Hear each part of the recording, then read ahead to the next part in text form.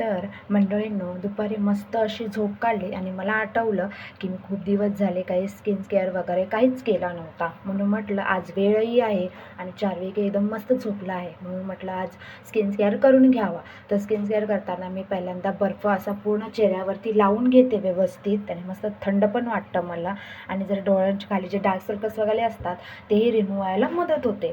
त्यानंतर मग मी face pack बनवला. तर फेस पॅकमध्ये मी फक्त पाणी आणि मुलतानी माती ह्या दोनच गोष्टींचा वापर करते. कारण का मुलतानी माती माझं जे स्किन ऑइली आहे ना खूप, तर त्यासाठी ते रिमूव्ह करायला मदत करतं. त्यामुळे मी मुलतानी मातीचा जास्त वापर करते आणि मी फेसवॉश कोणत्याही प्रकारचा यूज करत नाही, कारण का माझ्या चेहऱ्याला सूटही करत नाही. डायरेक्ट पिंपल यायला सुरुवात होते.